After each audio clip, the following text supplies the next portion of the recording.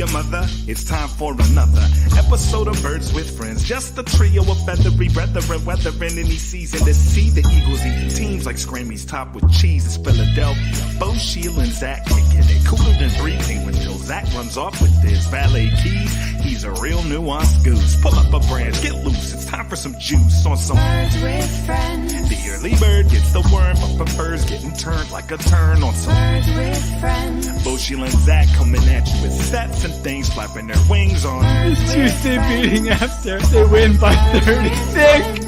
Why didn't we They ran for 350. How he was inactive. I don't give a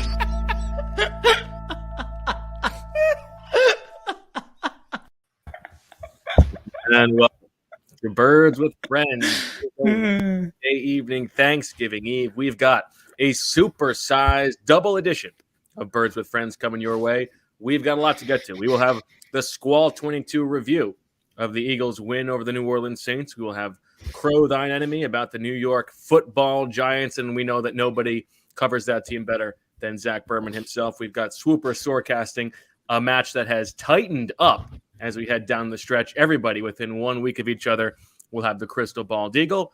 We've got lots to do. If you are in the chat, make sure that you submit your Swooper Soarcasting suggestions. Thanks to everybody who's watching live. And if you are not yet a subscriber to The Athletic, now is the time to do so. theathletic.com/birdswithfriends. Through the end of the week, you get the best deal that we have all season, all year long, $1 a month for 12 months for new subscribers. Before we get into things, I have two Moa Culpas to begin with today.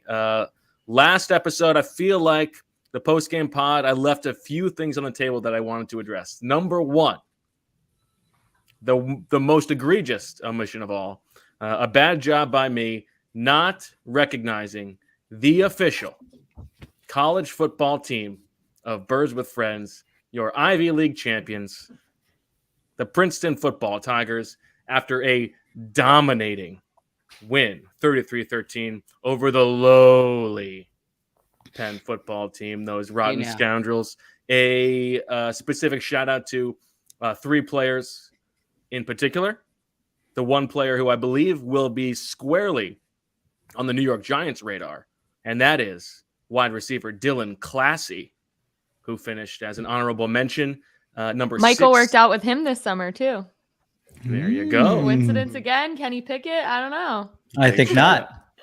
621 receiving yards, 35 catches, and 3 touchdowns for Dylan Classy. Honorable mention, All Ivy. Second team, All Ivy. The number 3 leading receiver in the conference, a junior, Andre Yoshivas, who had 41 catches for 703 yards. Deep threat. Also a tremendous track athlete, I hear. 5 touchdowns for Andre. And then, of course, number 1, the leading receiver in the Ivy League, first team All Ivy, Jacob Bermelin. I got to work on that. Another Moa Culpa coming your way. 64 catches, 784 yards, 3 touchdowns. Shout out to that group. Extremely well coached, as we all know. Number 2, my second Moa Culpa, in the lead up to last week, and in the talking of the game afterwards, at no point did we take the opportunity to throw back to one of our favorite things, and that is, Sheil, I will give you the opportunity now. Can you tell us the team or the location where the team the Eagles beat on Sunday, where are they from? Where do they play? Nolens. Nolens. All right, we can get into things. Sheil, how are you?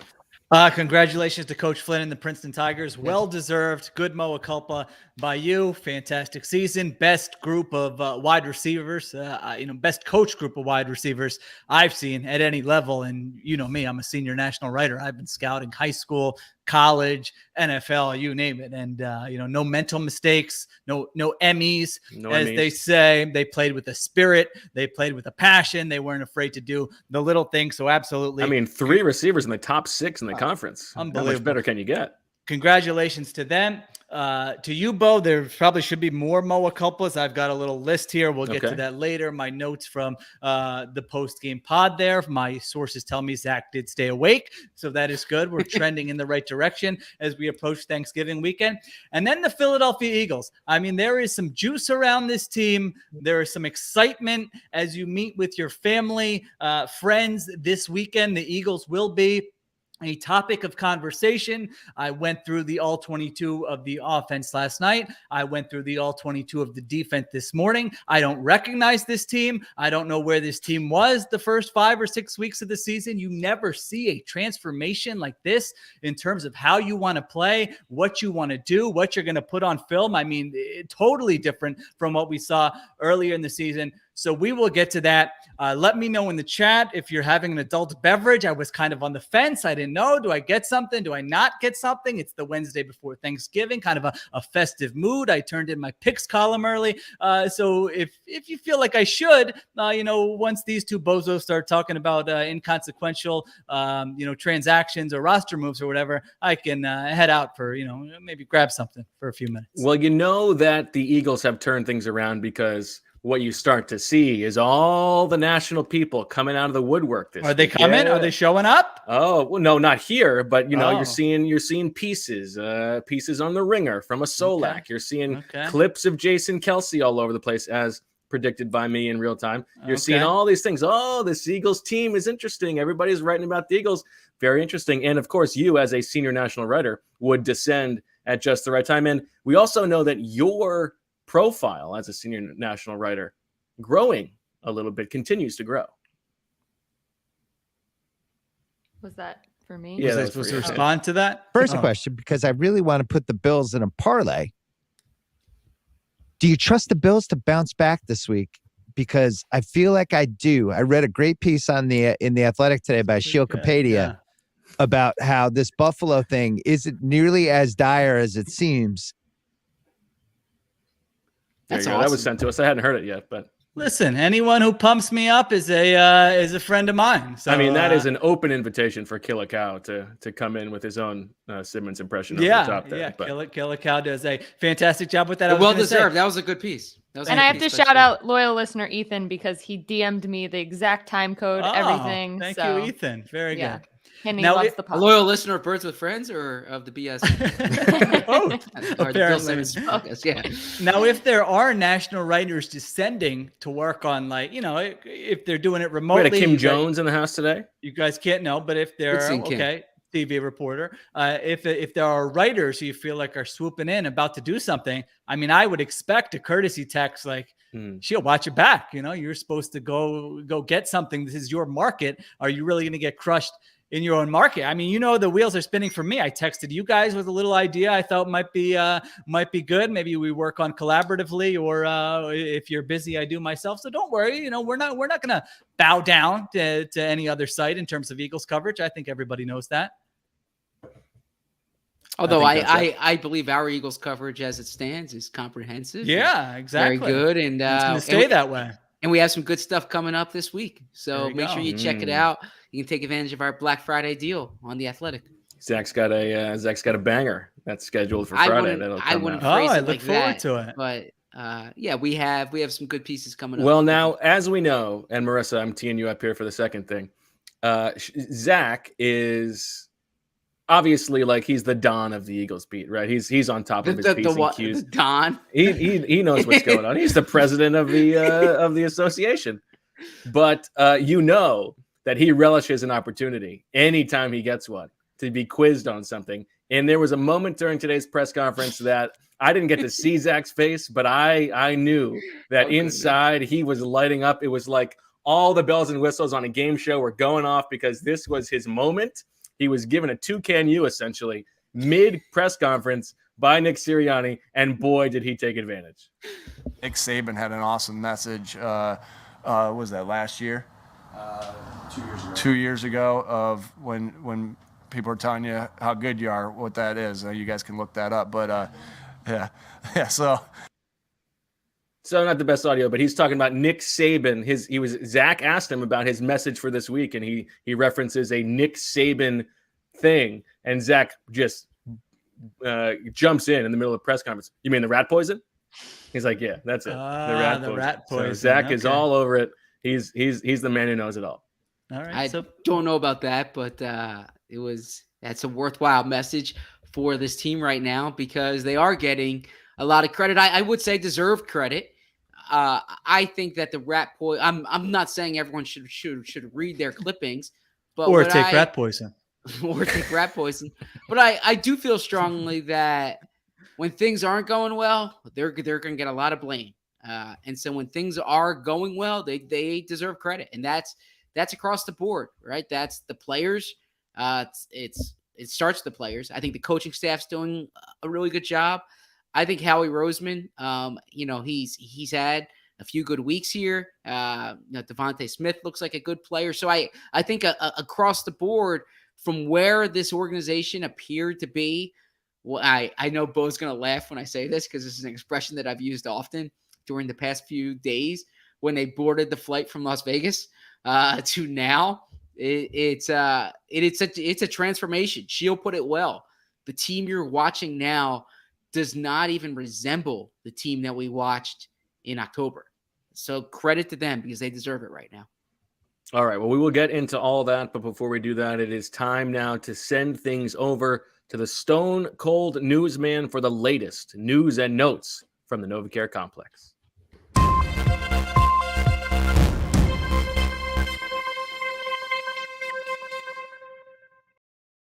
By the way, John Clark probably wonders why he gets featured in everyone. You think John Clark's a viewer? He watches the YouTube? I'm a viewer of John Clark's work. Davion Taylor placed on injured reserve. Davion Taylor underwent knee surgery on Tuesday. Nick Sirianni's hopeful that Taylor can return this year, but non-committal, I think is fair to say. And surgery certainly is a big deal. So that is something to monitor there. Elsewhere, Jordan Howard has a knee injury. Nick Sirianni didn't necessarily rule him out this week, but doesn't sound good. I think they're more hopeful for next week. Sean Bradley has a shoulder injury. He will be back. It sounds like there is some wishful thinking there, but there is optimism. Darius Slay is in the concussion protocol. I believe he was, we'll see what happens with him, but similar to these concussions over the past few weeks, it's out of the team's hands. You have a better idea come Friday of his status.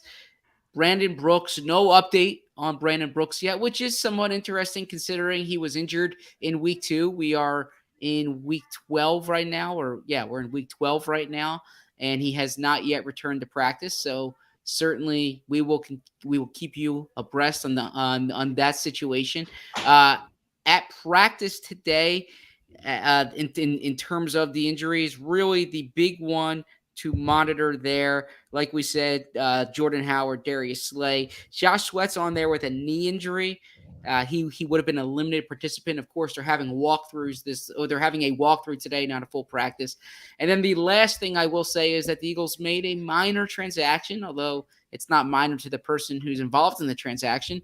Mac McCain returns to the Eagles. Bo Wulf probably has a Taylor Hart stat for you, but the Eagles waived him 2 weeks ago? It was before the Denver game, so 2 weeks ago, and now he is back in the secondary for the Eagles. For Birds with Friends, I'm Zach Berman. Back to you, Bo. Yes, this is the little twist. This is the quickest return that I believe the Eagles have had via waivers in quite some time mid-season. First mid-season reacquisition since Taylor Hart in 2016. Sheil, what do you got there? What'd you go and grab? Little bevy, no big deal. Yeah. All right. The Brooks thing is interesting, I think, Zach, because when he first suffered that injury, we were led to believe it was going to be a 4 or 5 week type deal. It has been significantly longer than that, and there seems to be no indication that he is coming back soon. So it's like the one thing that Sirianni has sort of been sort of cagey about, and he's not even willing to be helpful on it. I have no update or answer any questions. Just I've got no update for you on that. So, and it was interesting. Jimmy Kempski today asks Nick if Brandon Brooks is the starter when he gets back, which I thought is a no-brainer layup. Yeah, this guy is a 3-time Pro Bowler. Of course, he's the starter when he gets back. And Nick was basically like, we don't have to even think about that right now. I have no information on It you. feels like the only reason you would ask that if you are not sure that he's going to be back this year. The only reason you would answer it that way. Exactly. So that's what I'm curious to see if there's anything that gets him shut down for the year. A little bit odd. All right, Sheil, you want to get into the Squall 22? Give us your thoughts on this offense that has completely transformed over the past 4 weeks. Why don't we start with the defense? You know, okay, let's do defense. Ad break, then we can get into the full offense. ZB's always getting on me for not giving the. Now, I would say this was the first time I watched the defense and said, "Okay, they're trying some stuff. I'm seeing some stuff I like." Completely different. They abandoned the base defense. They didn't play it at all in the first half, and it was interesting. I asked Gannon about it, and he said that was not their initial plan going in. Their plan was they were going to start with the nickel and then like match based on what the offense showed. But they were playing so well that he decided we're just going to roll with it. And they didn't match. They just stuck in nickel the entire time, except for on those third down dime pressure packages. And I mean, like you said, looked like a totally different defense. What has he said about playing dime after he said we don't play dime, and now they're playing dime? Well, that is how I started it off. I said, were you just slow playing us when you said that? Like, did you have this in mind? And he said, like things changed over the course of a season. He went all the way back to like, and I didn't love this, but like, the lack of off season, like you need these guys to get the reps, which is a little much. But really what it comes down to in my read is that like whether it was intentional or not, they wanted to make sure in the first few weeks that like the guys understood the base stuff on the defense and there were not like missed assignments in the regular stuff before they expanded the package. We can debate on whether that's the right way to go about it, but it seems like that was their operating procedure was let's get the base stuff down and then grow from there. And once guys proved that they could run that stuff without mistakes, then they was willing to expand it.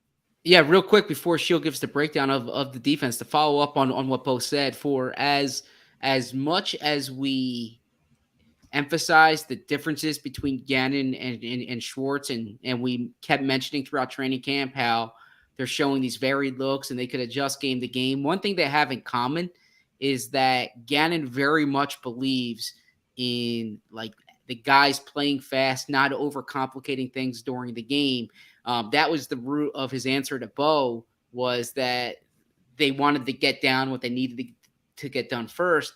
And then there was there was a snippet in the broadcast when I watched the broadcast version back where Mark Schiller had said that he keeps a he didn't like that you brought that up. He keeps a tight menu, and I said they brought it up on the broadcast. A, is that accurate? And B, why is that? And then he was kind of like, wait, they brought that up on the broadcast? Yeah, it was like he was disappointed that left the meeting room. But his and they're calling the game this week, so he's going to give Schler some BS about it. His point, he said that is accurate, and he doesn't know what all defensive coaches do, but he really wants like the guys to know what they're doing that week and not to overcomplicate it and to play fast and to be instinctive out there as opposed to thinking. I mean, I remember when back in 2016 talking to Daniel Jeremiah, Sheil's boy, when the Eagles moved back to the Schwartz scheme, and he said when he was a scout in Philly, they used to say read is a 4-letter word. Right. There's no reading on defense. You just need to play fast.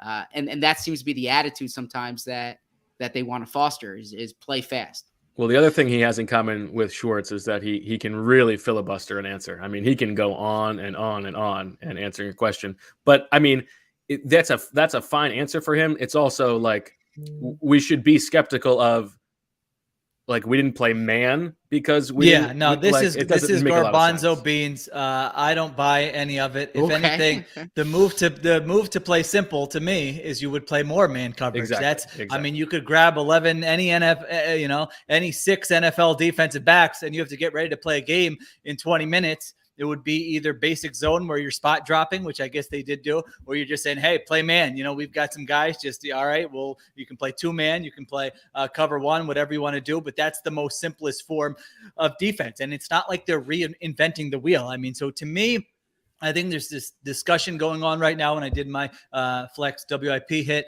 today, they were saying, what happens if they miss the playoffs by 1 game? And we're going, what were they doing the first 6 games of the season when they were throwing the ball 40 times a game, when they had the most vanilla defense in the NFL, and they lost some game? Maybe they could have stolen one of those games. So that's one side of it. And the other side of it is, wow, what a job by this coaching staff midway through the season, just completely changing who they are, winning games while they're doing it, not being stuck in one system, adjusting and figuring it out. So I think that's a conversation that will probably continue in the weeks ahead. But I mean, you look at this defense, the, third down on the first possession, like Bo said, they're in dime. They're throwing 6 guys. Yeah, I think it was a 0. I believe it was a 0 blitz. I believe there were 5 guys out in the routes. Everybody's just manned up. There's no safety back there. Avonte Maddox hits Simeon. It's an incompletion. And you're just like, wait, what? Third down of the first possession? Like in week 11, I don't recognize this. And then, you look at it 2 possessions later, third down, 6-man pressure, man coverage behind it. You look at it, I was just looking up the numbers. The last 4 weeks, they rank 7th in percentage of man coverage snaps. First 11 weeks, 32nd. Last 4 weeks, they rank 14th in blitz percentage. First 11 weeks, 30th. Last 4 weeks, 3rd most snaps of single high coverage. First 11 weeks, 26th. I mean, this is really like a more dramatic shift than really the offense in some ways, if you look at it, or just as dramatic. It's incredible how they played. But yes, this was a fun game plan. It was fun execution. The players were playing with energy. I think they probably like being able to do some different things. They're bringing pressure. They're being aggressive. I think the first play of the game, they were in press coverage on the outside. Steven Nelson had the pass breakup right down the left sideline. I mean, he's in press coverage there, as was Darius Slay on the other side. And so, again, I don't know what led to this, how it happened. Maybe I don't want to say like we were too impatient, because I do feel like, what were they doing? And so I feel like that criticism was valid at the time, but at the same time, that was a fun defensive performance. I mean, that was the first time all season I looked at it and said, all right, this is pretty fun. You're putting different players in positions to succeed. The players are doing what's being asked of them, and you really had the offense on its heels. I mean, it was the first 10 possessions of that game, 6 punts, 2 interceptions, a fumble, and the touchdown where they're getting the ball, at the 6-yard line or whatever. I mean, that's 10. Some of these games they've played have been 10 possessions total. So I don't really put too much stock into what happened there in the fourth quarter when the game was getting out of hand. So absolutely an encouraging performance by the defense. I've been thinking a lot about like what you're talking about and like how to evaluate the coaching staff on making these changes mid-season, both on offense and on defense. That, obviously those guys are smarter, like by nth degrees about football than we are. But some of the things are things that like jabronis like us would have been saying all along. Like on offense, you've got this great offensive line. You've got the unbelievable gift of a talented running quarterback. Build the offense around that. Like that's what the offensive identity should be. On defense, let the guys up front get after it. You've got some good guys in the secondary. Let Darius Slay play man. A guy like TJ Edwards should be on the field more. These things that like seemed obvious to us. Should they be dinged for not getting those things earlier? Or like, is it more impactful long term, and does it matter more if they like come to those conclusions on their own, as opposed to like being told that? Like, should Howie Roseman have told them to play TJ Edwards more or whatever? Did he? I don't know. Right. Or like, should he have said to run the ball more? Or like, does it matter more that they came to those conclusions on their own? They found the right answers themselves. And does that mean more in the long run? I don't have a good answer for it. But it's something I've been thinking a lot about. Well, like, have you guys ever had stories that you're working on and You go into the story and you're excited about it. You're expecting it to be one thing. And then like at some point in the reporting process, you're like, well, that's not the story. This is the story. Right. So you try. So you tried as much as you can to squeeze what you wanted out of the story, but then you had to accept the fact that it was something else. That's kind of like what it was with the coaching. All these guys are getting their first shots at it. They go into the job. They want to play a certain way. And then I think they realize midstream that that they can't play that way. And if it's going to work, they need to use the material they have as opposed to the idea in their mind of what to do. Now, it's strange because it really is the WIP season. I mean, you could. I saw you had that line in your story. Yeah. For like, what's ESPN's Sunday morning thing? I mean, if they wanted to do a piece with like listeners calling in over the first 6 weeks saying, do this, this, and this, and then show the numbers of what they switched to. So it's weird. It usually doesn't work this way.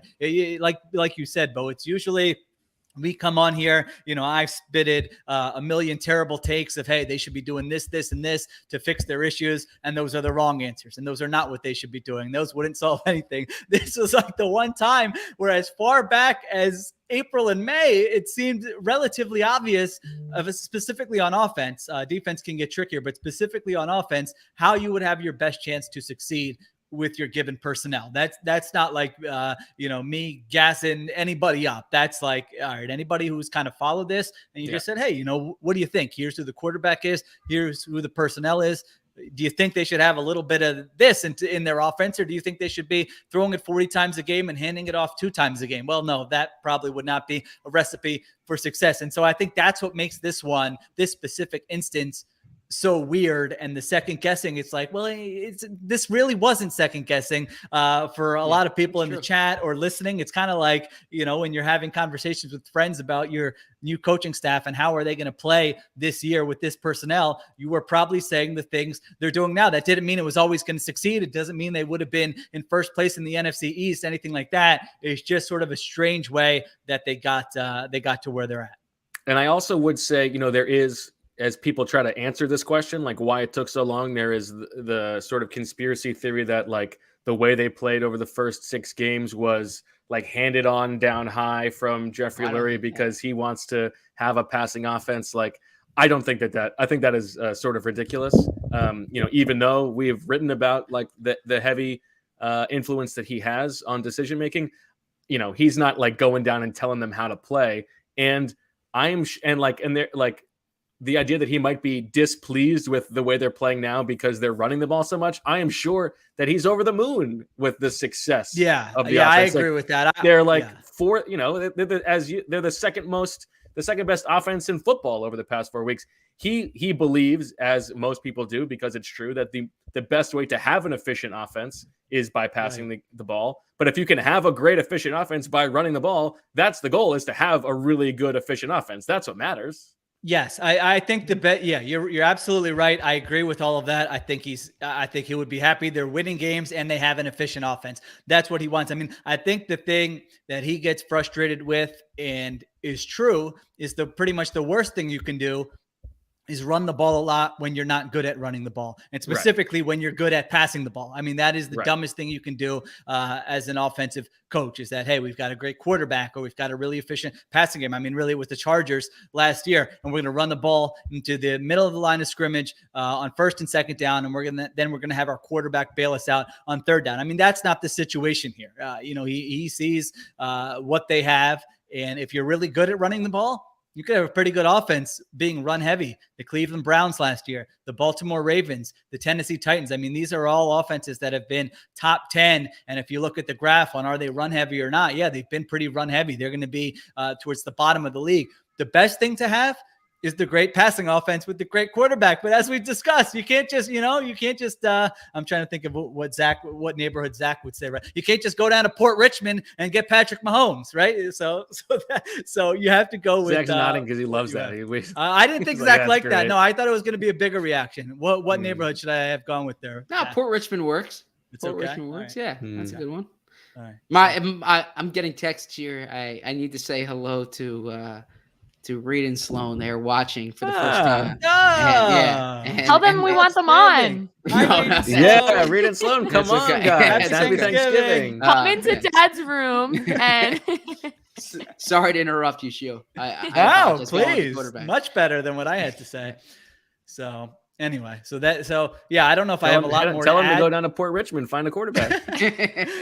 The defense, I thought Avonte Maddox was fantastic in this game. I don't know if we want to get to the contract stuff later or what. I actually thought you guys covered it well. I agree with what you said. I would not have done this contract at this time. And that's not because I don't like Avonte Maddox, especially how he's playing now. He's playing really well. He can do a lot of different things.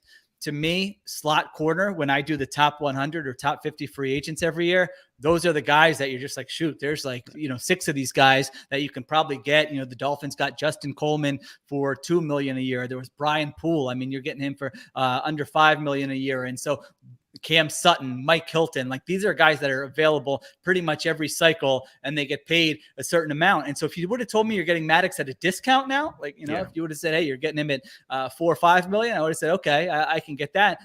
But you guys nailed it. I mean, like $7 million was probably his best case scenario in March, in my opinion, unless all of a sudden he just takes the league by storm in the final 6 or 7 weeks. So that part, I didn't really get that. I also think it's a very draftable position as every year, right? There, the Dan Brugers are saying this guy could play the slot. This could be a feisty slot corner. This could be a feisty slot corner. I think that's a pretty smart way if you're team building. Just take a shot on like a couple of those guys. If they don't hit, it's not the end of the world because you can actually probably find one of those guys in August. So I didn't totally agree with that. And Zach, I thought you made a good point too, is that if you have to choose, and we'll see what they have to choose, but at some point you do have to make decisions. I would agree that, if you could give me a stud safety over that slot corner, I mean, $7 million is like nothing to sneeze at. So I don't want to rip Avonte Maddox. I like Avonte Maddox. I thought he played fantastic in this game. I mean, he was just killing drives with the play. I think there were 3 different drives he killed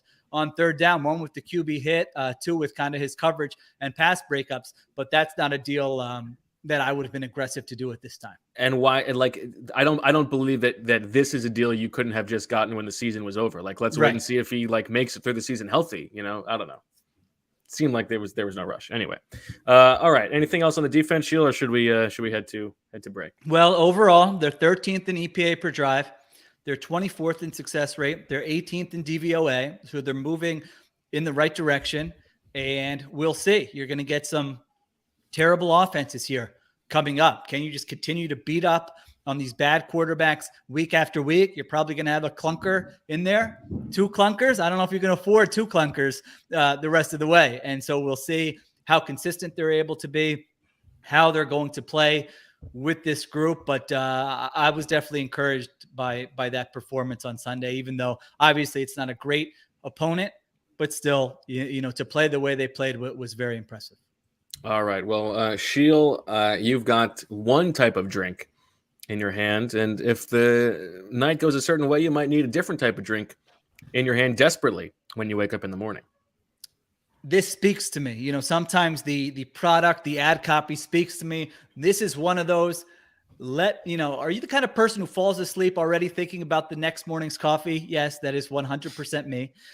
Would you consider yourself a certified coffee nerd or a self-professed coffee newbie? Either way, you need to hear about Trade.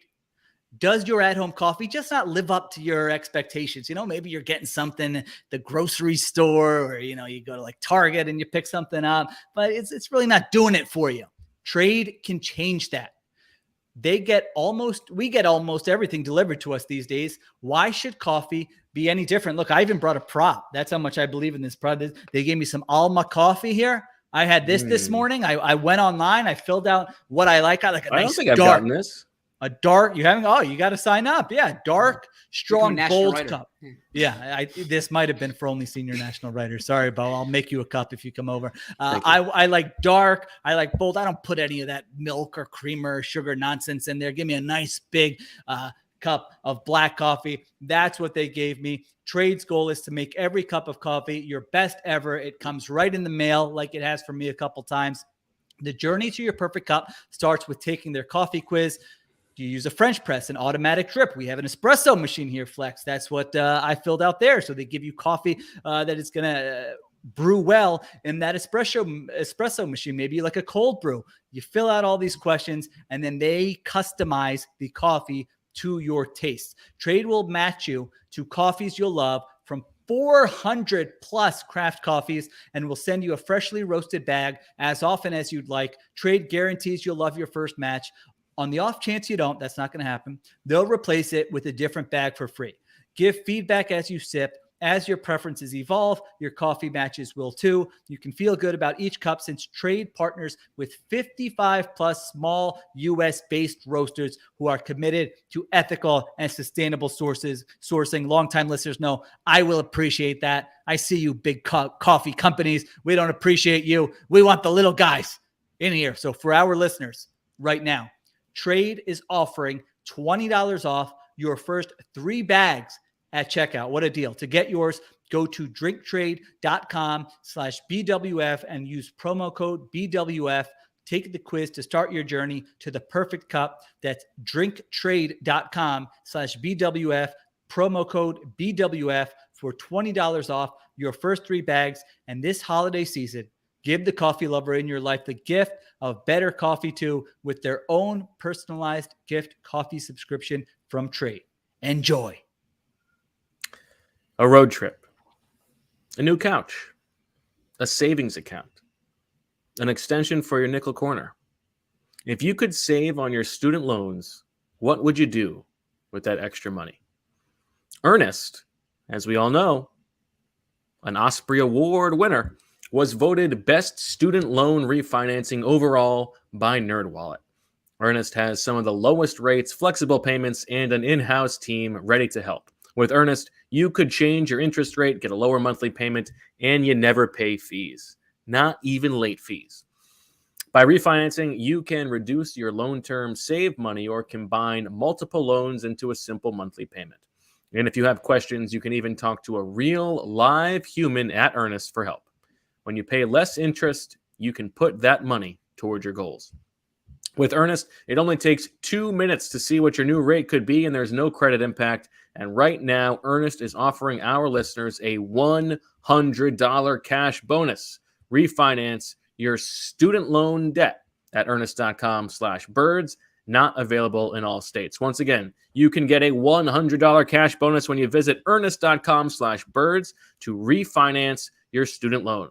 Terms and conditions apply. Earnest student loan refinancing made by Earnest Operations, LLC, NMLS number 1204917, California financing law license number 6054788, 535 Mission Street, San Francisco, California 94105. Visit earnest.com/licenses for a full list of licenses. Zach, one thing that I left on the table from Sunday's episode that I meant to bring up, we're sitting there in our seats in the press box, I'd say about 90 minutes to kickoff or so, and up pops somebody in the section right above us looking up at the press box, and I nudge you, and I say, look who it is. It was Mike from Dave. Just sitting there right in front of us. That's the guy correct. with the, hard to miss him. He's got the same, very handsome red beard that he has on the show right there in person. Good show. Highly recommend it. Standing right there in the stands? Yeah. He was standing right there in the section right in front of the press box. Is there like more his commentary you're expecting manager? on It's that? that I right? Yeah. The manager of the show. Yeah. Outstanding. You didn't go down, get a little interview, see if he's What could I do? Run through the glass? He didn't stay. They didn't. Okay. I don't think they were sitting in that section. It was like they popped up, looked around, and then went back down. Never saw him again. Okay. So Great there you show. go. Highly shout out to our Dave fans. Okay. Tony Ascenda. All right. Sheil, what can you tell us about the offense performance? What jumped out to you other than the Jason Kelce block that everybody has seen a million times? Well, I think they've become a difficult team to prepare for, which is always a good thing. I'm looking at, we'll get to this game Sunday, but the Giants coming off a short week, and now all of a sudden you're preparing for a team that is running the ball the way they are with all these different types of schemes, They're layering on schemes every week that you haven't seen the previous week. Now they're running a lot from shotgun. We saw a couple of weeks ago they were running a lot from under center. Jalen Hurts is heavily involved. And so I think that's a good thing to go in that direction. You know, we had the armpit sweat rating for the opposing quarterback. So I don't know if this is for opposing defensive coordinators or not, but you want them thinking, all right, this week's going to be a little bit different. How do we come up with a plan for how to stop these guys? It's the best run defense in the NFL, and they ran all over them. And it's a really smart defensive coordinator who's been around and had to coach against a lot of different schemes and players in his day, and oftentimes has done a fantastic job. And they weren't able to stop the Eagles for the better part of this game. So I don't, so much of the conversation, can it last? Is it sustainable? Like, it's fun to watch. It's different. They're maximizing the personnel they have. I don't know. Let's have that conversation. Once we get 6 more games under our belt, we'll have a larger sample to look at. I mean, I'm sure there are going to be games here where somebody comes up with a scheme or commits to stopping the run in a way that they haven't yet, and it's not going to look as good, and we'll see what they do then. We'll see what their plan B is at that time, but it hasn't really happened so far. And so I think it was just another encouraging performance. The offensive line, outstanding. I mean, I love Jordan Mailata's, what did the scouts say? Play personality? Bo, what is Zach? Is it play personality? And Bo asked good questions about this today. I want you to finish your point. But then what did he say? No, go ahead. What did Mailata say? Well, so Bo, I didn't want to speak for Bo here, but it was a really good question, I thought. And then Bo can explain what they said. But the question basically was do people have the wrong perception of Mailata because he's this happy-go-lucky guy when his helmet's off, and he's funny, he's charming. He doesn't seem like that enforcer when he's in front of the microphone. And do you want to? Well, yeah, and he was asked about the Marcus Davenport fight thing, and it was interesting. It was not just like some little fracas that happened in the middle of the play. It was sort of calculated. He said, because Marcus Davenport had been hitting Jalen Hurts after the play, like on the sideline. He pushed him over. There was another play that was borderline late. He said, and it went back to last season. And he said even last season there were some plays where he thought the Saints were a little bit dirty. So he took on, like, he wanted to send a message to protect his quarterback. And Kelsey, I asked Kelsey about so the Kelsey double block on the outside, Jordan Mailata with his one-armed push over with the left hand, that to pancake. Cam Jordan, by the way, not right. And then the fight with Marcus Davenport, which of those plays made the O-line room go crazy more, was more fun rewatching. And Kelsey said what he liked the most was the fight with Davenport, because he just loves seeing that fight from Mailata, to have a 400-pound dude be your enforcer. It's like, how could you possibly improve on Jason Peters being your enforcer? When you need somebody, well, you get someone who somehow dwarfs Jason Peters in Jordan Mailata. And so, yeah, I think it is. It's really fun to watch him play. He's the coolest guy on the team. I mean, that was like in a sports movie where the defensive end did something to the left tackle, off the field, I don't know, something happened the day before, and they just do a zoom in on the left tackle, and he's like, I am going to annihilate this guy the first time I get the chance. And I think he got a little help. I don't know if it was Goddard or whoever started with a little double team, but once Mailata knew he had a chance to move that guy, is huge. Yeah, I mean, he's a first-round pick, big guy. Once he had a chance to kind of do what he did to him and move him all the way across the field and then just get on top of him, he was not going to waste that opportunity. And, the one-handed push to Cam Jordan. And then when an Eagles player goes down, whether it was Jordan Howard, when he went down, you saw Mailata is right there as a teammate. When Jalen Hurts goes down, I think the other offensive linemen could get coached up a little bit when the quarterback goes down. Let's get over there. I feel like it's always Mailata, but he's taking note of everything, and he does play with that mentality of I'm going to protect the people who are wearing the same jersey that I am, and I'm going to bring pain to the players who are wearing the other jersey. And it's like apparent on every single play. Is he going to get beat from time to time or miss blocks? Yes, but it's really fun to watch that. That really stuck out to me just in this game, that he's like once Davenport hit Hurts, Mailata's like, I'm ready to fight this guy on every single down. And so that's good to have out of the left tackle. Mailata said that Hurts texted him late at night on Sunday, thanking him. Thank you. Oh, wow. Yeah, because you could see it. Well, even when Davenport first hit him late, that like Mailata is just right there going like, all right, that's not gonna, we're not gonna stand for that. So, but I think the good thing about cool. this conversation too, and we talked about is this sustainable? And Bo and I have an email exchange coming out tomorrow on The Athletic, which you can subscribe and for $1 a month for the next 12 months. But we tackled this topic, and I hope Michael's watching in the Dunmore's household right now, because the credit, like to me, the formula is not anything more than something that's been going on for decades in football. They're trusting their offensive line. The strength of their team is their offensive line. Or the strength of their offense, I should say, is their offensive line. Like we discussed on the podcast a few weeks ago, offensive linemen prefer run blocking to pass blocking. What they're doing is on a week-to-week basis, they are winning at the line of scrimmage. They are overpowering opponents. And there are things that teams can do differently. Like Kelsey was talking about today, teams can play more zero to combat the run. And then it's on Hurts to beat him with his arm. But ultimately, what's happening here, the reason why this is sustainable, as long as the Eagles stay healthy, that's the caveat. If Kelsey's out there, if Lane Johnson's out there, and Mailata's out there, that's a good place to start. But they are winning every game at the line of scrimmage. And when you win at the line of scrimmage, you have a good chance of winning the game. I think that's well said. Yeah. And I would only add that combining that with Hurts as a runner is what makes it a superpower that they have. The combination of those two things. Well, it's so, yeah. I mean, the way he's influencing defenders, even when he's handing the ball off, it's just, we I guess during the Chip Kelly era was when we probably first talked about it in Philadelphia, but it's fun. I mean, they're hesitating, they're frozen, they're going with him, a hole's opening up.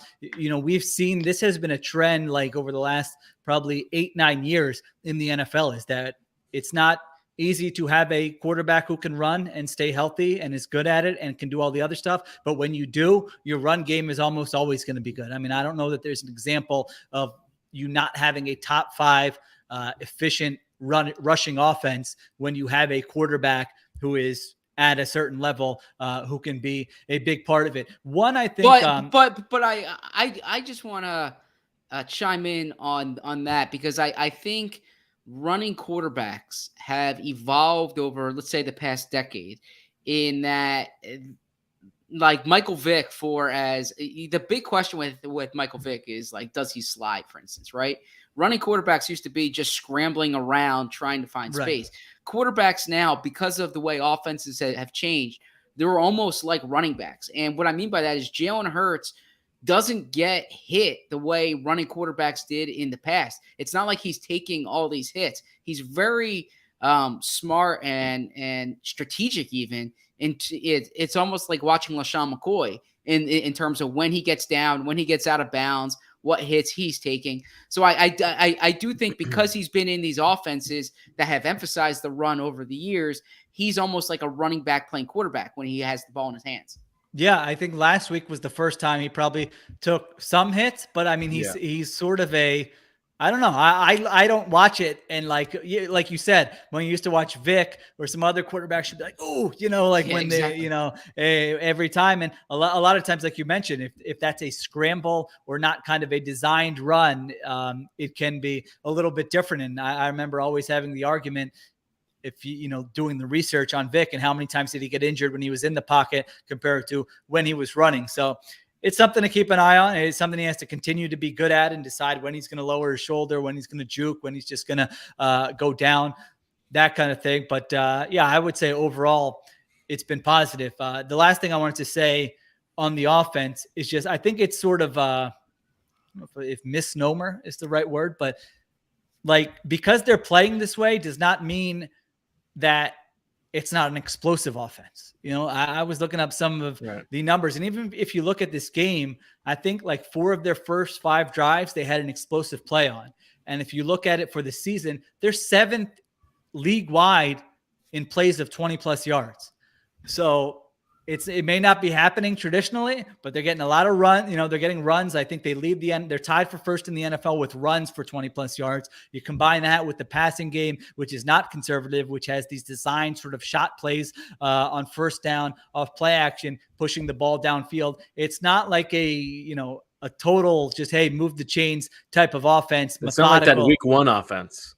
Right. Yeah. I mean, they're hitting on big plays kind of every time they have a scoring drive. I don't know. We would have to look up every drive, but a lot of them, they're getting an explosive play at some point during that drive. So that was just something I wanted to point out. Well, Kelsey said today, it looks like they're running so much more, and that's true. But, he went back to like those first 7-8 weeks, like they were calling a lot of runs. They were just RPOs and they would throw the ball. And now they're not calling RPOs anymore. They're just calling runs, hand the ball off, and the option is for Hurts to keep it. Yeah. And that makes sense because the way that it looks now, it's a little bit like the Titans offense of Arthur Smith pass, where it's the passing game is about deep shots for the most part, which I think makes sense. The whole thing makes so much more sense now than it did before.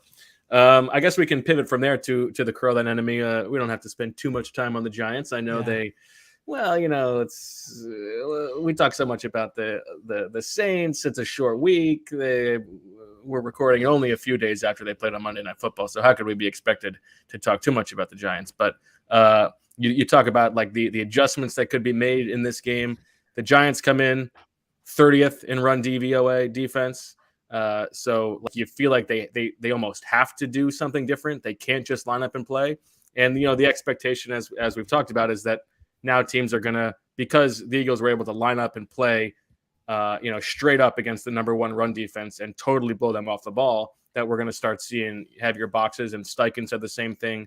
And Kelsey said the same thing today. Then it puts more onus on Jalen Hurts to win with his arm, if that's the case. And I think they can do that with like single coverage on Devontae Smith and Dallas Goedert and even Quez Watkins. I think that's fine. I think they can win that way. So I don't know. We'll see what your boy Patrick Graham does. Yeah, it's not an exciting team. There's not a lot. I mean, I did, no research for this. I watched the Monday Night Football game. I've been watching the Giants all year. Their offense is a complete disaster. I mean, they were terribly coached under Jason Garrett. I don't think they're all of a sudden going to be great here. They did have a lot of injuries. They have a terrible offensive line. I mean, they had no chance on Monday night against the Bucs. They are healthy at the skill position. So if you're one of those Eagles fans that just likes to always think of the worst case scenario and how are we going to lose this game? Possible. Yeah, it would be that Kenny Golladay, Kadarius Toney, Evan Ingram, Saquon Barkley doesn't, to me, Slayton is an Eagles killer. Slayton is an Eagles killer. And so if you can't get to Daniel Jones, can they hit on big plays? Yeah, they should be able to, but I mean, their offensive line is garbanzo beans and their scheme does nothing creative. So I don't know that that's going to happen. If they just say, hey, let's go bombs away and just chuck it, that's something to keep an eye out for. When Daniel Jones has had success, and it's been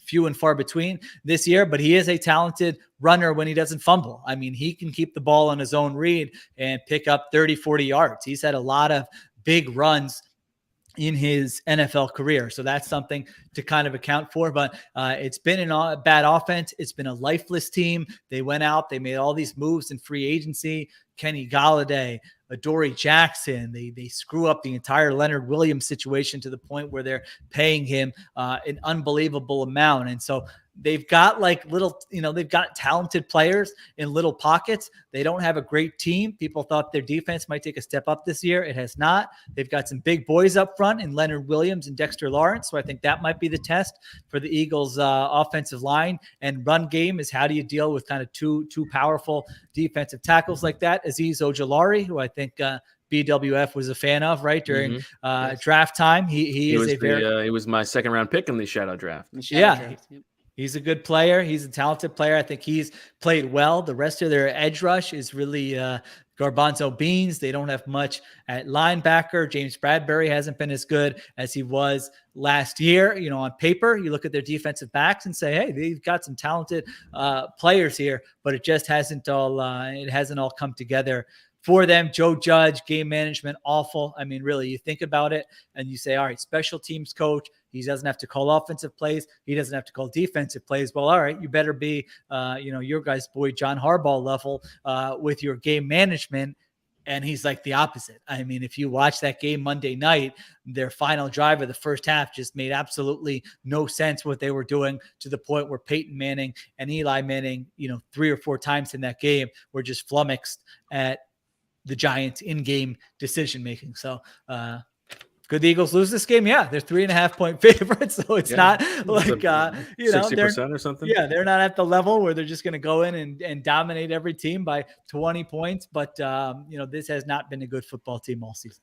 So 2 quick Giants points. First one, their offensive line, it kind of reminds me of the Eagles wide receiver situation, right? Like it's not for a lack of investment, right? They've invested draft picks, they've invested money, they've just done a bad job picking the players and developing the talent, and that's why they're in the position they're in. And it's an indictment, frankly, on Dave Gettleman, because he wanted to build along the at the line of scrimmage, and their offensive line is bad.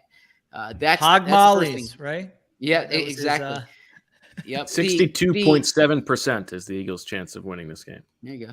According to the second thing is, and you mentioned Joe Judge, for all that Joe Judge emphasizes, you would expect them to be like a really tough, disciplined, physical team, right? Smart. Because that's exactly, and that's what they're not. And the irony is, like, the way the Eagles are playing and the way, like, Nick Sirianni comes off with his public persona compared to the way the Giants are playing and the way Joe Judge comes off with his public persona, it's like the complete opposite. Like, if you just listened to Nick Sirianni, you would think they were like this freewheeling, have fun, and you watch them play. They're tough, they're physical. They're kind of the way you would expect a Joe Judge team based on the way Joe Judge talks. And then when Joe Judge uses all these terms and comes off a certain way, but when you watch them play, you don't say, like, that's a tough, physical, smart football team. It's actually the opposite. So it's interesting the way you want to be perceived. Don't listen to them, just watch them. Zach, were you as disappointed as I was that we did not get a JJ Arcega-Whiteside mention during the Condoleezza Rice segment of the Manning broadcast? Was I disappointed? Were you as disappointed as I was? No, I was not disappointed at it. So I feel like he's a guy that the fans can get behind a little bit now. JJ? It didn't work out well. The play of the game. Yeah, according to Nick Sirianni. Yeah, I think it was an RPO, and he gets open, and kind of was surprised at how he caught it. But I will give him. Then he did the first down signal at the end. I think he wasn't sure. He deserves credit for sure. Yeah, I mean, really, he could have just been down in the dumps, and I'm not getting touches, and blaming everybody else for his performance. But it's like, it seems like he's done whatever he can to carve out a role some way, whether it's special teams, blocking, doing whatever. It seems like a good teammate, plays with energy. And so good for him. If he ends up being, a fourth wide receiver for 6 years in the league, you know what? That's hard to do. And so, all right, Bo doesn't think. Listen, Matt Collins it's funny when you watch these games on Sunday, Matt Collins is catching touchdowins for the Dolphins. And they love him down there. Yeah, they love him in Miami. Marcus Johnson 2 weeks ago at 100 yards. I saw that. That was nuts. In a game. And so, it's a passing league, the NFL. And so you got to have some wide receivers. But I mean, you separate the pick versus the player. Yeah. And JJ's problem has never been want to, or like lack of desire, lack of effort. They've had guys in the past where that has been the problem. That hasn't been JJ's problem. So if you want to rip on the pick or the player, so be it. But he's always been a guy who's put in the work. So wait, Zach, is Joe Judge the only Like, is he the exception to the rule? Is he the only local guy you don't like? I don't dislike Joe Judge. I actually I like him. I like this. I'm talking about the way his team's playing. Last year, by the You're saying way, he's coaching a bunch of pansy losers. I would have said the opposite last year. I thought last year, especially late in the year, they were playing hard. They were a physical team. I think of that game was a Monday night game. The Seahawks game. Yeah. And like, that's what jumped out to me is, all right, they're taking on the identity of their coach. They're at least playing the way they wanted to play. When I watched them this year, and granted, I don't watch them every week, so perhaps I'm jumping in, but I did watch that Monday night, and what jumps out to me is the lack of like toughness and physicality that you see. No, that's true. I mean, they had their fullback got like a taunting penalty after I forget what game it was. What's his name? Elijah Penny? Is that their fullback? Mm-hmm. Yeah. Yeah. I mean, he got like a taunting penalty at a key moment, which again, that's probably not his fault. But yes, the things you're making people run gassers over in August, you would hope that would translate to the field. It has not translated to the field. All right, this holiday season, the best deal in wireless can only be found at Mint Mobile. Right now, when you switch to Mint Mobile and buy any 3-month plan, you'll get another 3 months for free. As the first company to sell premium wireless service online only, Mint Mobile lets you order from home and save a ton. With phone plans starting at just $15 a month, using Mint Mobile long before this holiday deal, it's the perfect time to switch. Mint Mobile's best offer of the year is here. For a limited time, buy any 3-month plan and get 3 more months free by going online only and eliminating the traditional costs of retail. Mint Mobile passes significant savings on to you. All plans come with unlimited talk and text and high-speed data delivered on the nation's largest 5G network. With Mint Mobile, choose the amount of monthly data that's right for you and stop paying for data that you never use. Use your own phone with any Mint Mobile plan and keep your same phone number along with all your existing contacts. Switch to Mint Mobile and get premium wireless service starting at just $15 a month. For a limited time, buy any 3-month Mint Mobile plan and get 3 more months free by going to mintmobile.com/birds. That's mintmobile.com/birds. Cut your wireless bill to $15 a month at mintmobile.com/birds. What Sheil said is right, but sometimes you need to put that cell phone away because when the moment for intimacy arrives, you need to be ready. Roman ready. Whether you've been in a relationship for years or just getting started, having the confidence that comes from preparation means you're free to enjoy the moment when the moment comes. Even though you are far from ordinary, the truth is that ED is really common. In fact, 52% of guys aged 40 to 70 experience some form of erectile dysfunction.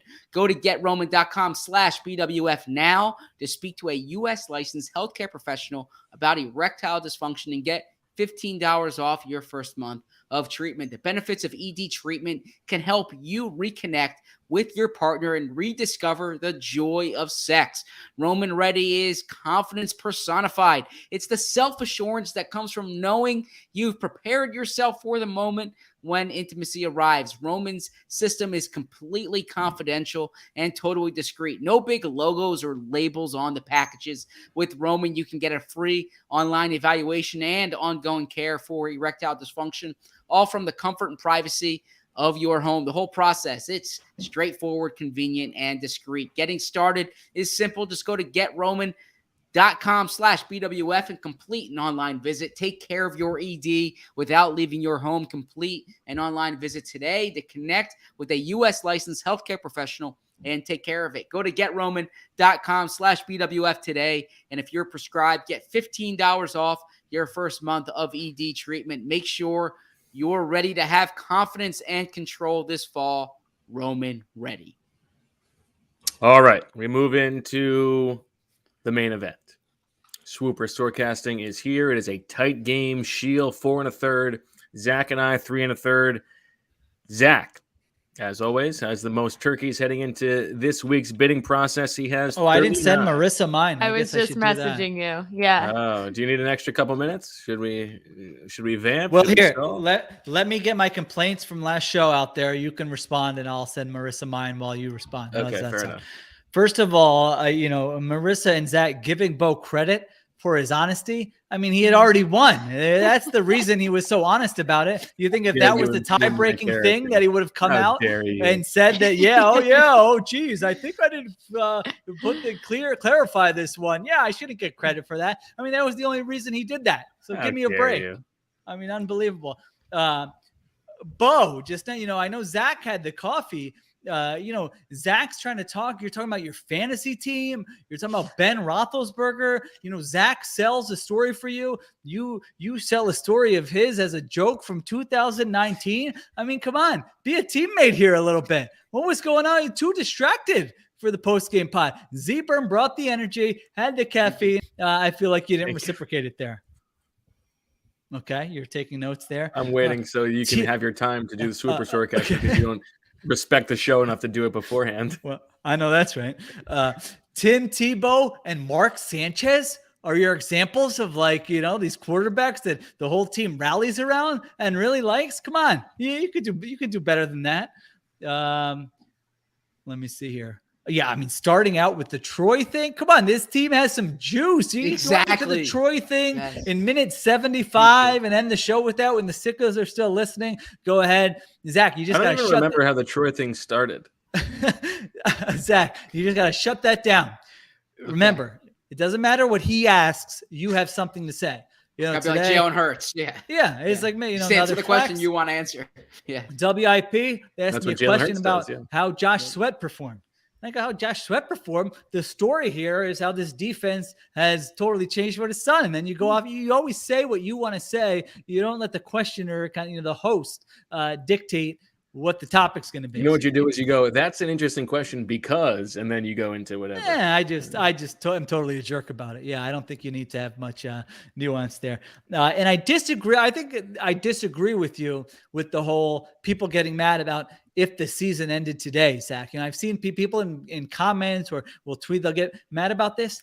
You know what we're talking when you say if the season ended today, everyone knows what we're talking about. We know the season doesn't end today. Like everyone just calm down and we're making a point. So those were, I believe, were those all my notes here? Yeah, you got to the Princeton thing. Okay, yeah.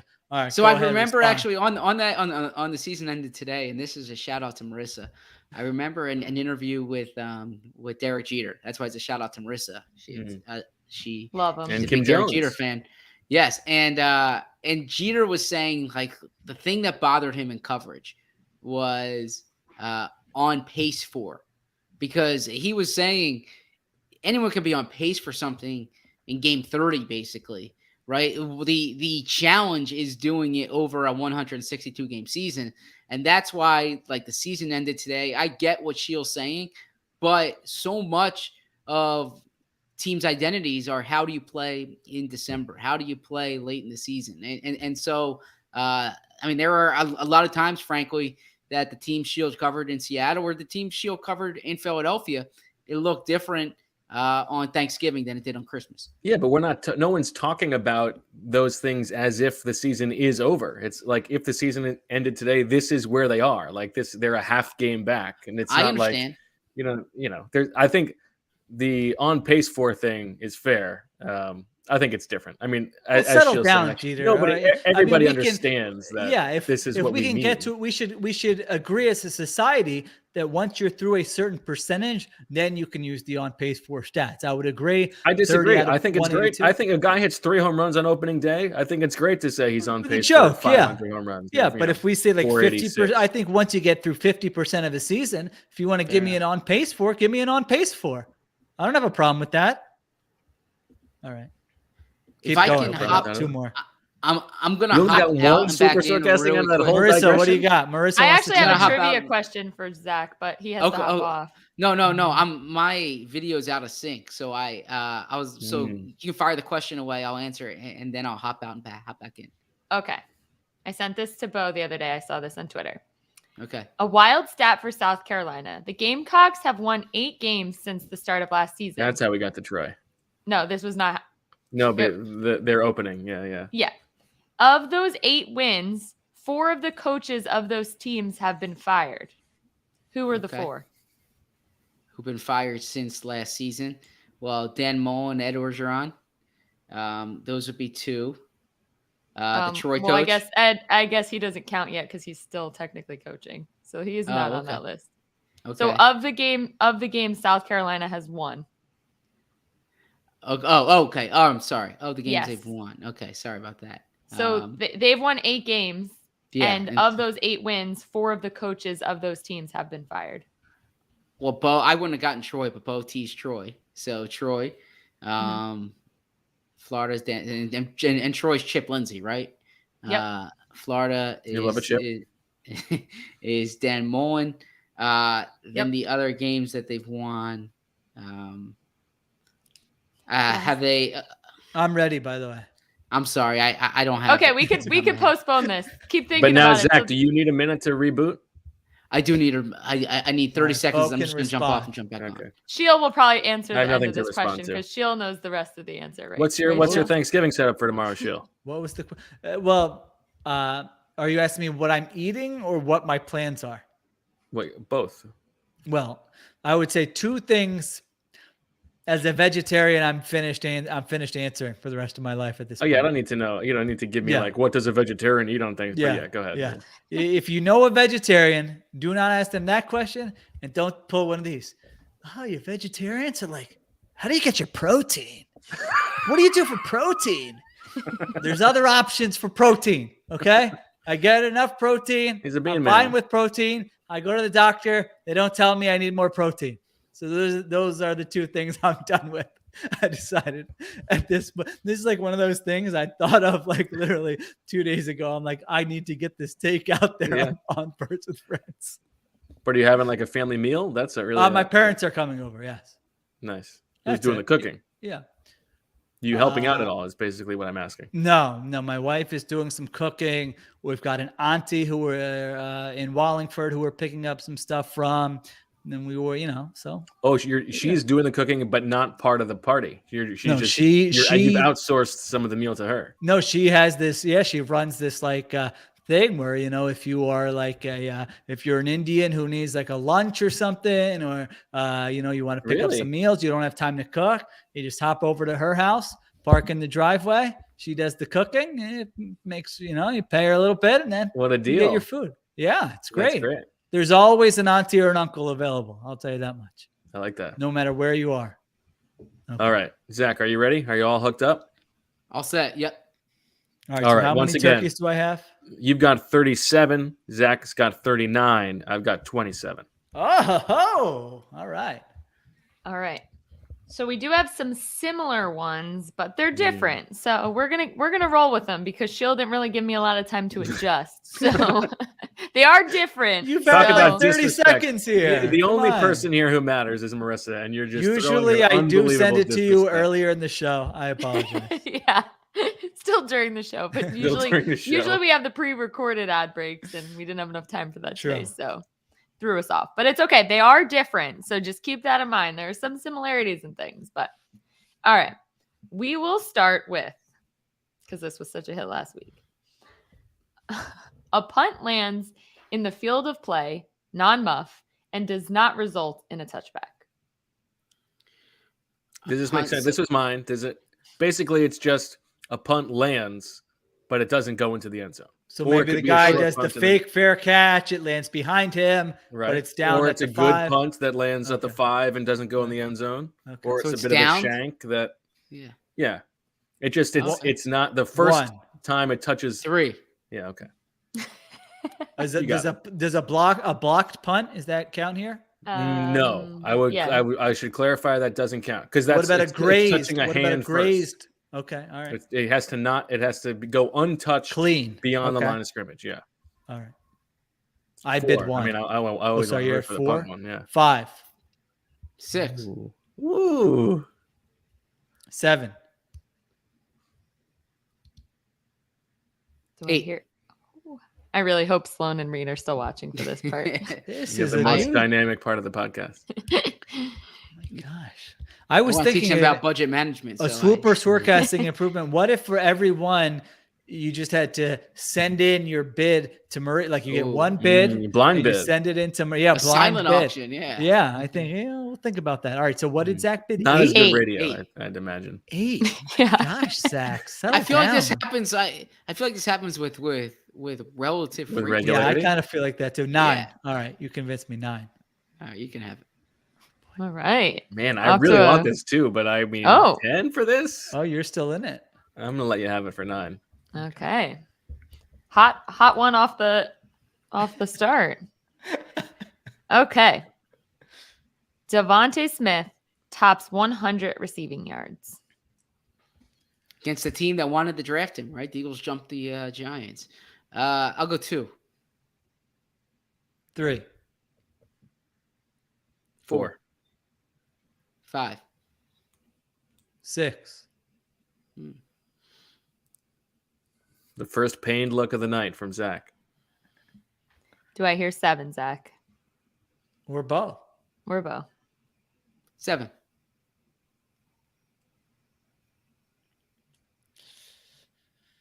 I'm out. Bo? Going once.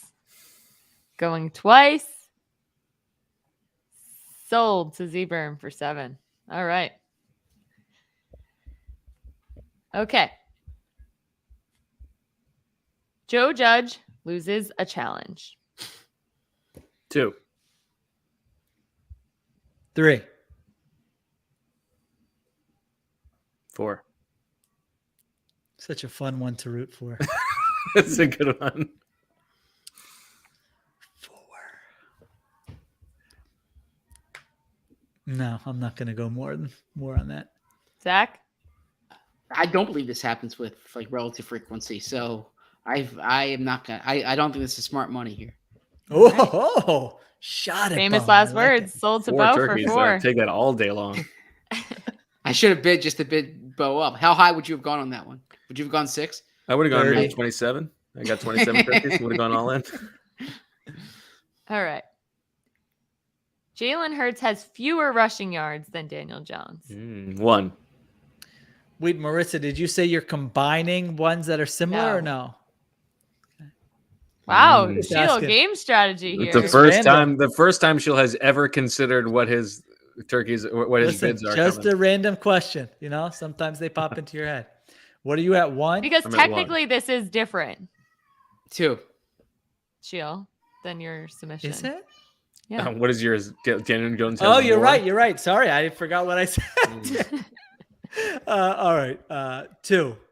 I said 2. You can 3. say 3. 4.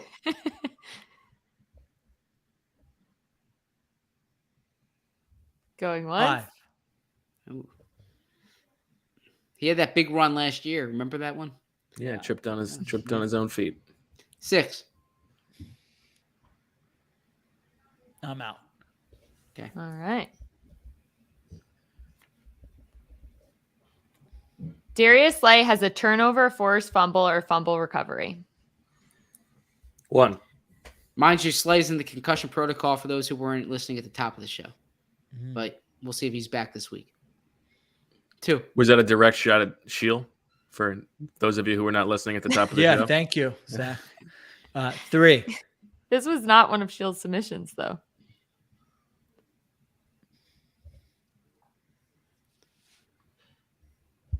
Going once. 4. Go.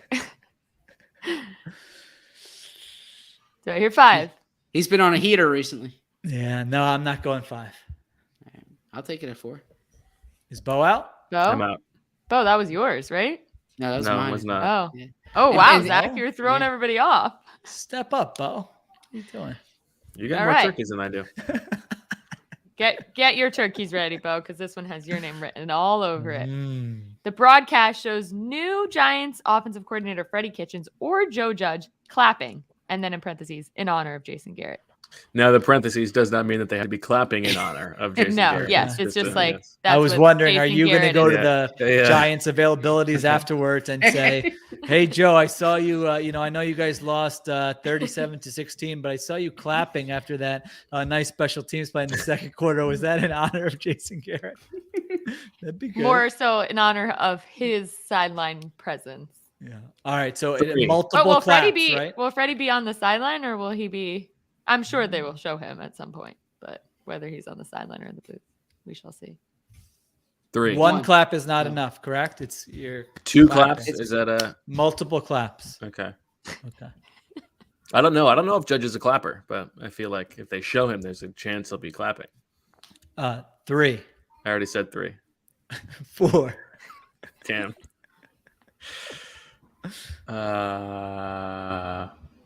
I'll go 5.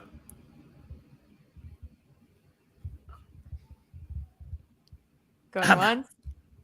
Zach. Stay Sold away to from this Bo. Ooh, maybe he'll be clapping for himself for throwing a red flag, and I'll get a double Joe Judge one. That'd be good. Now I will say this does not, this could be pregame. This could be, if they are showing it. Oh, shoot. Good Mm. point. It did not say. All it says is the broadcast shows The So that's got to be the So- game broadcast, though. It's got to be Yes. Yeah. from 1 Okay. o'clock. It's a 1 o'clock game, correct? Yeah, Yes, 1 correct. o'clock. All right. Whenever that. Okay. Okay. Here we go. Daniel Jones' longest run is longer than Jalen Hurts' longest Oh. run. So they This was are me. different. They're different. Yeah, you're Those are right. different. Yeah. I go for the DraftKings stack here, right? The bet. Is there a bet? BetMGM. There's 3. no BetMGM daily fantasy though, right? So we need a daily fantasy sponsor. 2, 3. 4. 4, 5. 6. 7. Do I want to play the hits or diversify? Let's see, I've used 17 so far. I have 39, so I'm down to 22. Yeah. How many more are left after this? 6. No, 5 after this. 5. Yeah, no, I want to carry a certain amount over. So Bo? Right, What are so you at? You have it at 6 or 7? I thought it was I don't 5. remember. Oh, it's at least 6. 6. Going once. Going twice. 7. Oh, you little. 7. 8. You got it. Okay. All right. Kadarius Toney has more receiving yards than Devontae Smith. 2. 3. 4. 5. 6.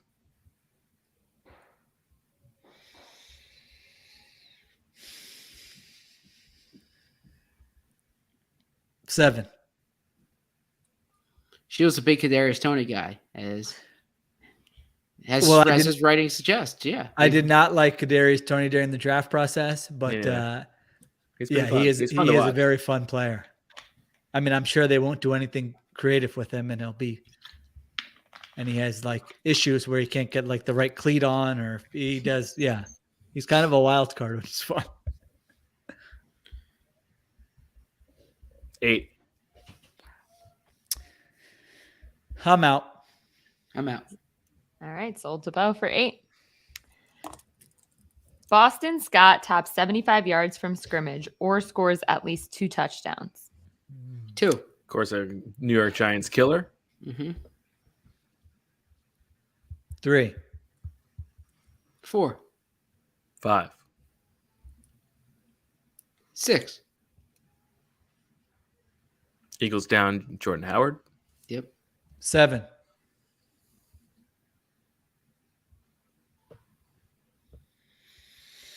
'Do I hear 8?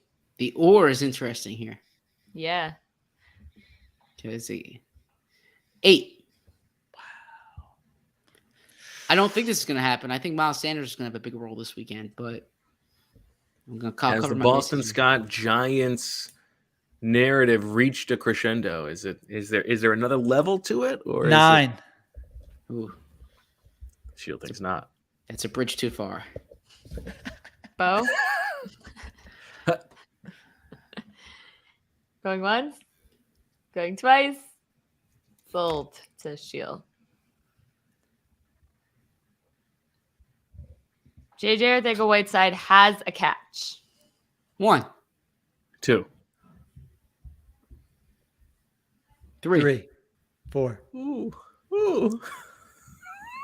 The preemptive 4. Do I hear 5?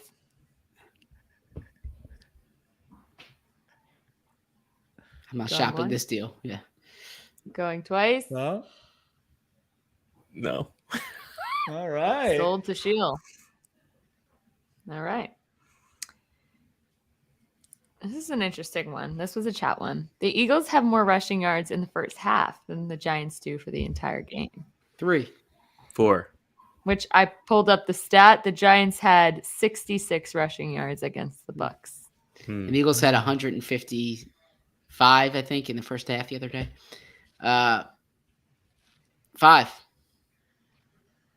6. Ooh. Wasn't expecting you to go that far. 7. Hmm. That's all I have left, I think. That's true. Okay. Look at you keeping score. I'll have to after your Keeping high score. Jackson He knows score. what he submitted. 8. Sheil looks like he's not into it, but he's ready to take some points back. He's had a few weeks. How 8. many turkeys does Zach want to carry over? Can I push him to 10? We have one more after this. Yeah, I know. Oh, that's it. I don't really want this for 9. I'm going to let you have it, Zach. Okay. Would you have gone to 10? No. Oh, baby. You don't know if he would ever. Nah, he's just sticking it to you. I like it, Z-Berm. All right, last one. Jalen Hurts throws for 3 or more touchdowns. Ooh, throws for. 3. 4.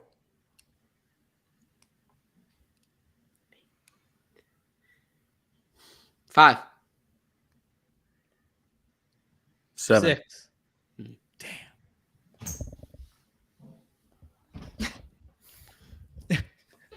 I got it. Sold? Unless, is Zach out? Zach, you're out? All right. You're at 7. He's at 7, so I'd have to go to 8. No. Yeah. Who's at? Yeah. Yeah. All right. then- Second week in a row, we've all got 4. Equal disparity. That's fun. Sheil has the very exciting punt lands in the field of play. That's a good one. I think that's the highlight of the game as far as I'm concerned, rooting for that. He also has Daniel Jones's longest run is longer than Jalen Hurts' longest run. Boston Scott has either 75 yards from scrimmage, over 75 yards from scrimmage, I believe. 75 does not count, or 2 touchdowns. And JJ Arcega-Whiteside has a catch.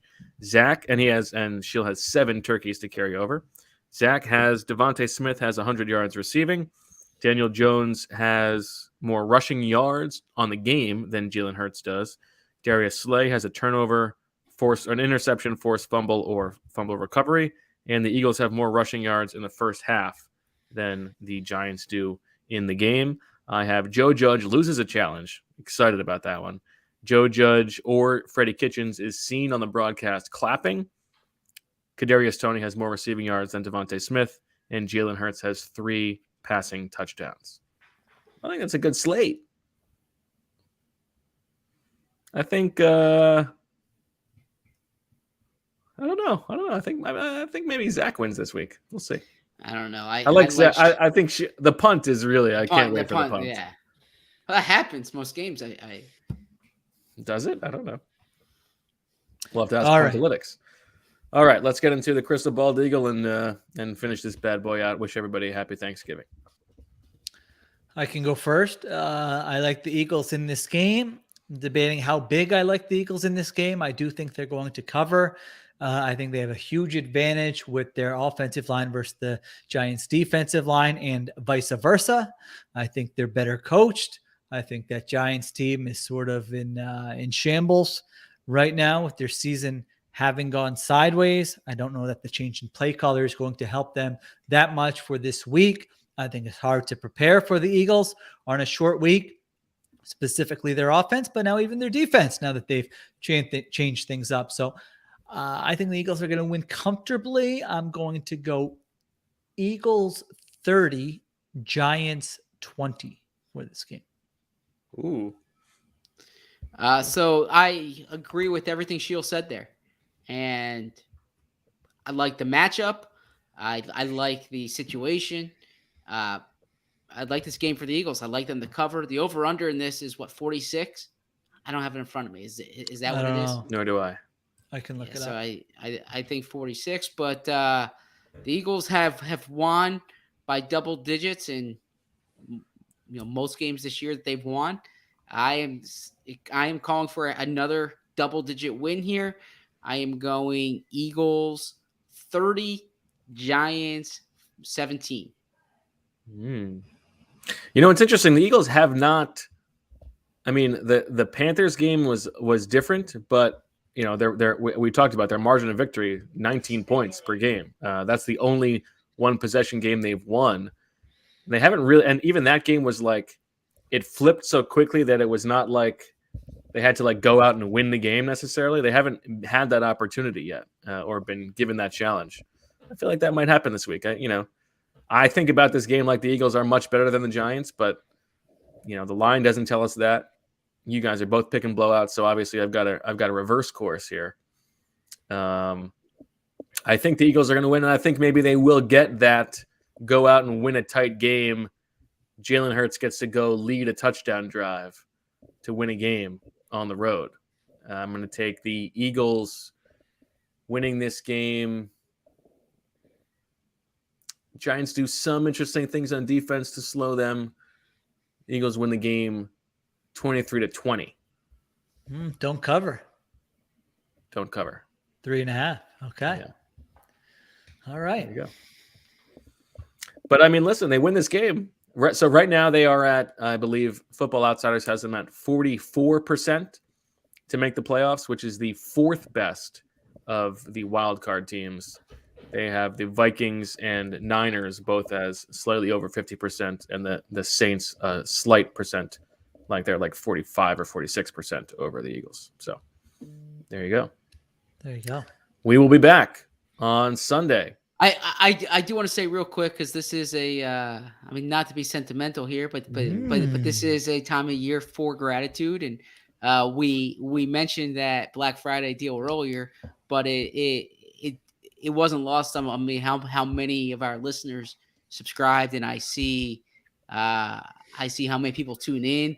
Like Bo and I were in Denver, and someone wanted us to come to their bachelor party. I am grateful. Like I do not take that for granted. I'm very grateful for our audience, and I'm very grateful for the three of you. In that, I mean that sincerely. I was listening to a podcast yesterday on the way to work, and it was with a TV host who said that his goal in all the TV interviews is to make the interviewee forget that the camera's there, and he was kind of flexing that people always tell him they forget the camera's there, but I can say. At this age, you don't usually spend 3 hours a week with somebody who's not your wife and kids, right? And we spend 3 hours a week together, and I genuinely forget that the camera and the microphone's on. So thankful for all of you, and look forward to the next year. I don't think Sheil's ever been less comfortable. I echo Zach's sentiments. I have none of my own, but happy Thanksgiving. He likes to be in the emotional zoo. He does not want to be behind the emotional. I like to watch an emotion. Yeah, good emotion right there. Yeah, words of affirmation. That's my love language. Yeah. My wife. So that's you go. Very nice of you to say. I'm the same way, Zach. We love you I too. hope Michael's watching. Thank you for saying so, Zach. You got it. Couldn't agree more. I'm grateful for you. I'm grateful for you bringing the energy, being the thermostat, not the thermometer. Well, exactly. Yeah. Thank you. Keep your thermometer Mark away from me. Brunell. Do you want to do another Mark Brunell joke? No? No, I'm good. Okay. Troy Williamson. There you go. All right. Thanks for everybody for listening. Thanks for everybody for watching live. And we will be back on maybe a little bit earlier than usual for our post-game pod on Sunday. That's the plan. We'll see how things go. So for Zach and Marissa and Sheil and Elijah, I'm Bo. Thanks for listening. We'll talk to you on Sunday. Have a happy Thanksgiving to all the sickos. And as always, we love you.